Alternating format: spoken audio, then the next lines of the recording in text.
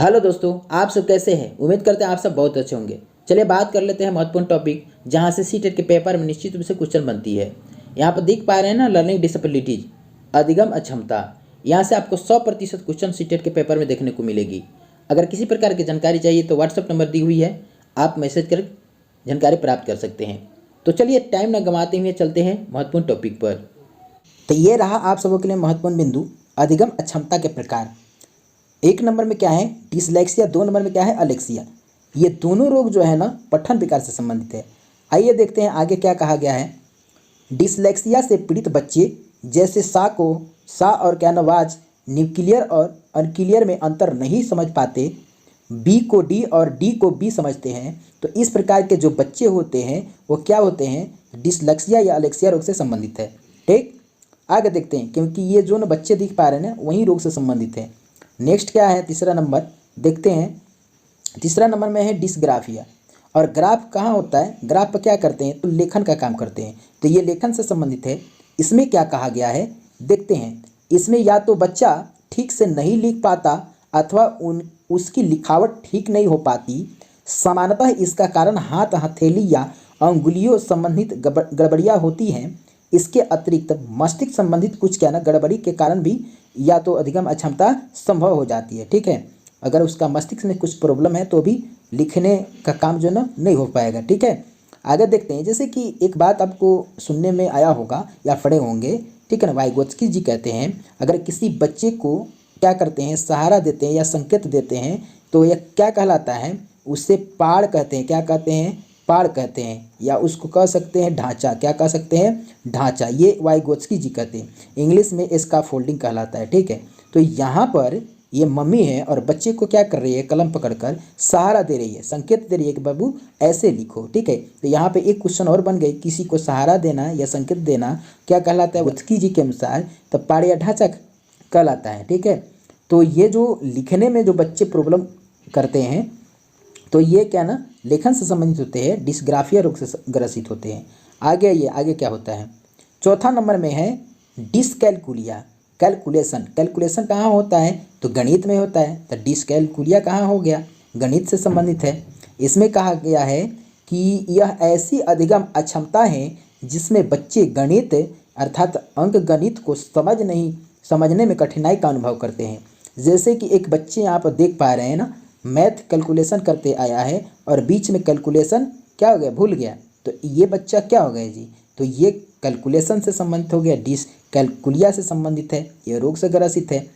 दूसरा बच्चा यहाँ पे क्या कर रहा है कि गिनतारे में गिन रहा है और गिनते गिनते दूसरे साइड में कितना है और प्रथम साइड में कितना है इसमें भूल गया है। लिखने में ये लिख नहीं पा रहा, कलम नहीं चल रही है। इसका मतलब ये क्या है ना, यहाँ पर फंस चुका है।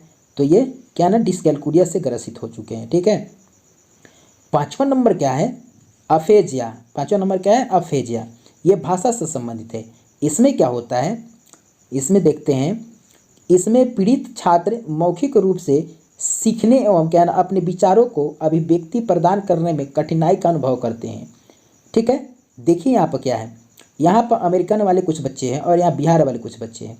अगर दोनों को क्या ना सामने टैली कराते हैं, ठीक है ना, दोनों को अभिव्यक्ति का अवसर देते हैं तो दोनों एक दूसरे से अभिव्यक्त करने में कोई भाषा को, कोई किसी बात को, किसी विचार को, ठीक है ना, सक्षम नहीं होंगे। या तो अमेरिका वाले अच्छे जो है ना लैंग्वेज का इस्तेमाल करेंगे और बिहार वाले टूटी फूटी भाषा करेंगे, या बिहार वाले अच्छे हिंदी का इस्तेमाल करेंगे तो अमेरिका वाले जो है ना इंग्लिश का। तो इस प्रकार से दोनों में ताल में नहीं बैठेगा। ठीक है ना, तो इस प्रकार से ठीक है ना अभिव्यक्ति करने में दोनों को परेशानी होगी। तो इस प्रकार के जो व्यक्ति होते हैं या खुद लैंग्वेज खुद नहीं बोल पा रहे हैं, तो इस प्रकार के जो बच्चे होते हैं तो अफेजिया से संबंधित होते हैं। ठीक है, आगे आगे क्या होता है, आगे 6 नंबर में दिया हुआ है यहाँ पर, ठीक है ना, अप्रेक्सिया।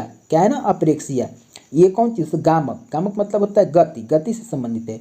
और ये कैसे गति से संबंधित है देखेंगे।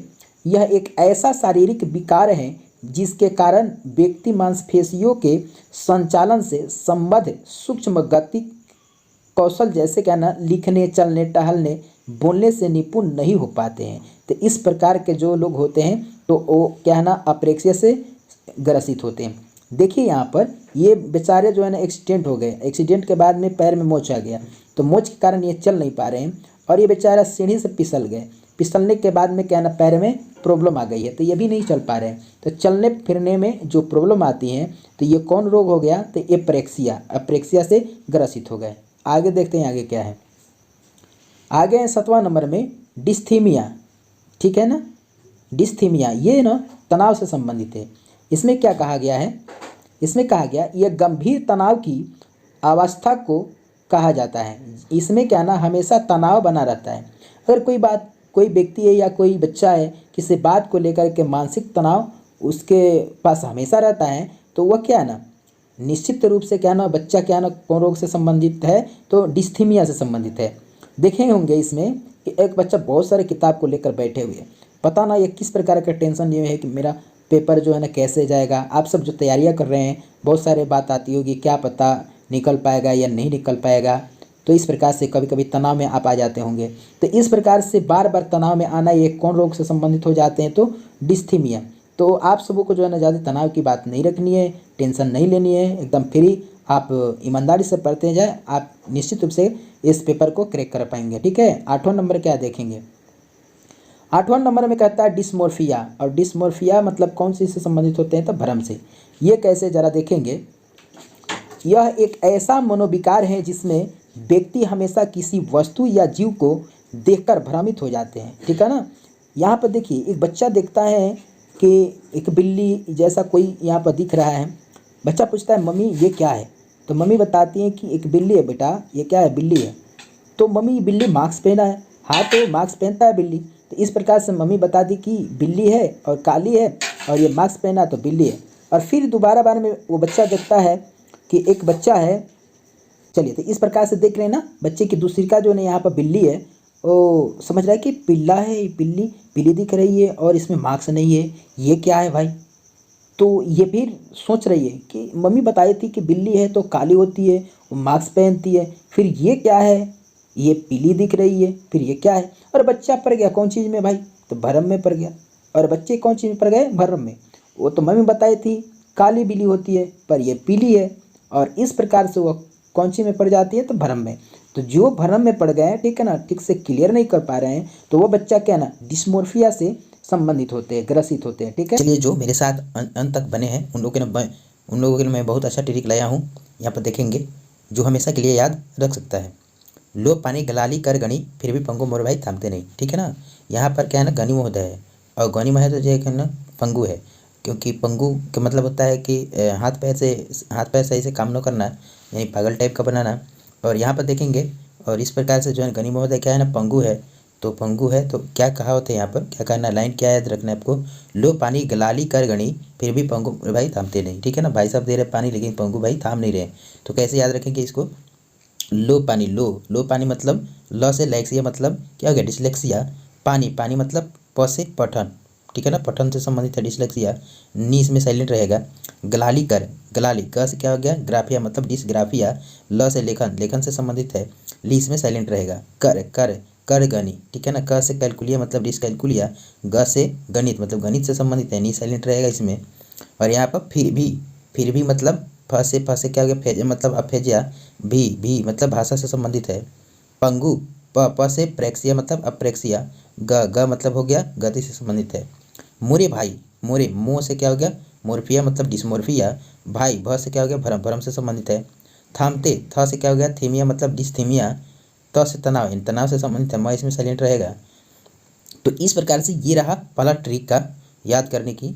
और दूसरा ट्रिक भी देख सकते हैं यहाँ पर, ट्रिक नंबर 2 है ले पागल क ग प भ पढ़ गधते मोरे भाई ना। कोई भाई है जो क्या ना रट लगा रहे हैं, गथ रहे हैं कि ले पागल क्या पढ़, क ग ना फ भ पढ़ गधते मोरे भाई। तो इसे कैसे आप याद कर रख सकते हैं, थोड़ा देखेंगे। ले से मतलब हो गया लेक्सिया मतलब डिसलेक्सिया। पागल में प है, प से क्या हो जाएगा, पठन से संबंधित है। ग मतलब हो गया ग्राफिया मतलब डिसग्राफिया। ल से मतलब क्या हो गया, लेखन से संबंधित है। क से क्या हो गया, कैलकुलिया मतलब डिसकैलकुलिया। ग से मानी गणित से संबंधित है। फ मतलब हो गया फेजिया मतलब अफेजिया। भ का मतलब हो गया भाषा से संबंधित है। पढ़ प मतलब हो गया यहाँ पर प्रेक्सिया मतलब अप्रेक्सिया, ठीक है ना। गधते में ग मतलब क्या है ना गति से संबंधित है। थ मतलब हो गया डिस्थीमिया। त से क्या हो गया, तनाव से संबंधित है। मोरे भाई, मुँह से क्या हो गया, मोर्फिया मतलब डिसमोर्फिया। भाई बहुत से क्या हो गया, भ्रम से संबंधित है। तो इस प्रकार से आप जो इजी इसमें लगे दोनों ट्रिक में आप क्या कर सकते हैं, कोई भी एक ट्रिक याद रख सकते हैं जो हमेशा इस जो है ना लर्निंग डिसेबिलिटी जो याद रख सकते हैं, ठीक है ना। तो इससे बनते हैं कुछ प्रश्न, जैसे कि पेपर में इससे कुछ संबंधित प्रश्न बनते हैं, देखते हो किस प्रकार से बनते हैं। देखिए यहाँ पर क्वेश्चन नंबर 1 क्या है, डिसकैलकुलिया किससे संबंधित है। कैलकुलिया मतलब होता है कैलकुलेशन, तो कैलकुलेशन किस में होता है, गणित, यानी गणित से संबंधित है इसमें, ठीक है ना। मानसिक विकार नहीं होगा, पठन विकार भी नहीं होगा, लेखन विकार भी नहीं होगा, क्या ना गणितीय विकार होगा। चलिए 2 नंबर क्वेश्चन क्या कहता है, यदि लड़की वाज को सा कहती हो तो वह कौन सा रोग से संबंधित है, ग्रसित है। तो आपको बताए थे, ठीक है ना। जैसे कि वाज को सा ना, न्यूक्लियर का अनक्लियर, और बी को डी और डी को बी समझता है, कौन चीज़ में समझता है, तो वो होता है डिसलेक्सिया, डिसलेक्सिया में समझता है। इस प्रकार से डिसलेक्सिया से जो ग्रसित होते हैं तो वो क्या ना वाज को सा इस प्रकार से समझने लगता है। तो उम्मीद करते हैं कि समझ में आ गया होगा। अगर जो भी मेरे चैनल पर नए हैं तो मेरे चैनल को सब्सक्राइब कर बेल आइकन को पुश कर दे ताकि कोई भी वीडियो आप तक पहुंच सके। और फिर से मिलते हैं नेक्स्ट वीडियो में। Thank you.